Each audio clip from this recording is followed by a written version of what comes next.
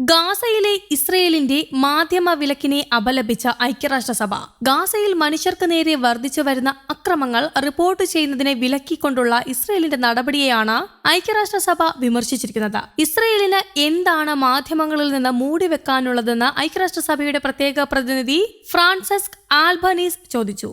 ഗാസയിൽ ഇസ്രയേൽ നടത്തുന്ന വംശഹത്യ ഭയാനകമാണ്. ജനങ്ങളെ ക്രൂരമായി പീഡിപ്പിച്ചുകൊണ്ടിരിക്കുകയാണ്. ജീവിക്കാനുള്ള അവരുടെ അവകാശമില്ലാതായി കൊണ്ടിരിക്കുകയാണ്. ഈ ഭയാനക സാഹചര്യത്തെക്കുറിച്ച് ഇപ്പോൾ പാശ്ചാത്യ മാധ്യമങ്ങൾ ഒന്നും തന്നെ മിണ്ടുന്നില്ല. ആരും അവിടെയുള്ള ഒന്നും റിപ്പോർട്ട് ചെയ്യുന്നില്ല. അവിടെ നിന്നുള്ള വാർത്തകൾ വരുന്നില്ല എന്ന് പറഞ്ഞാൽ അവിടെ അടിച്ചമർത്തലുകളും പീഡനങ്ങളും നടക്കുന്നില്ല എന്നല്ല എന്നും അദ്ദേഹം സോഷ്യൽ മീഡിയയിൽ പറഞ്ഞു. മാധ്യമ വിലക്കിനെതിരെ ഫോറിൻ പ്രസ് അസോസിയേഷൻ ഇറക്കിയ പ്രസ്താവന പങ്കിട്ടായിരുന്നു അദ്ദേഹത്തിന്റെ കുറിപ്പ്. ഗാസയിലെ ഇസ്രയേലിന്റെ ആക്രമണങ്ങൾ റിപ്പോർട്ട് ചെയ്ത അൽ ജസീറ അടച്ചുപൂട്ടാനുള്ള നിർദ്ദേശം നെതന്യാഹു പുറപ്പെടുവിച്ചിരുന്നു.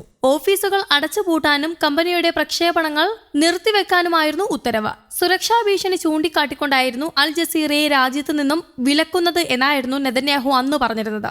ഇസ്രയേൽ ഗാസയിൽ നടത്തിക്കൊണ്ടിരിക്കുന്ന വംശഹത്യയിൽ ഇതുവരെ 38,000-ലധികം ആളുകളാണ് കൊല്ലപ്പെട്ടത്. നിരവധി പേർക്ക് പരിക്ക് പറ്റുകയും ചെയ്തു. ഭൂരിഭാഗം ആളുകളും അഭയാർത്ഥികളായി മാറിക്കൊണ്ടിരിക്കുകയാണ്. കൊല്ലപ്പെട്ടവരിൽ അധികവും സ്ത്രീകളും കുഞ്ഞുങ്ങളുമാണ്. ലോക രാജ്യങ്ങളിൽ ഒന്നടങ്കം എതിർത്തിട്ടും യുദ്ധത്തിൽ നിന്നും പിറകോട്ടില്ല എന്ന നിലപാടിലാണ് ഇസ്രയേൽ പ്രധാനമന്ത്രി ബെഞ്ചമിൻ നെതന്യാഹു. അതേസമയം ഇസ്രയേലി ക്രൂരതയുടെ ചരിത്രത്തിൽ കുഞ്ഞുങ്ങളുടെ ചോരയാൽ എഴുതപ്പെട്ട മറ്റൊരു ദിനമായിരുന്നു കഴിഞ്ഞ ദിവസം. മാതാപിതാക്കളും സഹോദരങ്ങളും അടക്കം ഉറ്റവരെയും ഉടയവരെയും ഇസ്രയേൽ കൊന്നൊടുക്കിയതിന്റെ നീറ്റുന്ന വേദന കടിച്ചമർത്തുന്നവരെയാണ് അഭയാർത്ഥി ക്യാമ്പിലെ മുറ്റത്ത് അറുകൊല ചെയ്തത്. ഫുട്ബോൾ കളിക്കുകയായിരുന്ന കുഞ്ഞുങ്ങളും അത് കണ്ടുകൊണ്ടിരുന്ന മുതിർന്നവരുമാണ് ദാരുണമായി കൊല്ലപ്പെട്ടത്. ഇസ്രയേൽ സേന വീടുകൾ തകർത്തതിനെ തുടർന്ന് തെക്കൻ ഗാസയിലെ ഖാൻ യൂനീസിന് സമീപം അബാസൻ പട്ടണത്തിലെ അൽ-അവദ സ്കൂളിൽ അഭയം പ്രാപിച്ചവരായിരുന്നു ഇവർ. സ്കൂൾ മുറ്റത്ത് കളിക്കുന്നതിനിടെ 31 പേരെയാണ് യാതൊരു മുന്നറിയിപ്പുമില്ലാതെ ആകാശത്ത് നിന്ന് ബോംബിട്ട് കൊലപ്പെടുത്തിയത്. 53 പേർക്കോളം പരിക്കേൽക്കുകയും ചെയ്തു. അവരിൽ ഭൂരിഭാഗവും സ്ത്രീകളും കുട്ടികളുമാണെന്ന് ഗാസ ആരോഗ്യ മന്ത്രാലയം അറിയിച്ചു. ഫുട്ബോൾ കളി കാണികളിൽ ഒരാൾ മൊബൈൽ പകർത്തുന്നതിനിടെയായിരുന്നു ഇസ്രയേലിന്റെ ഭീകരാക്രമണം.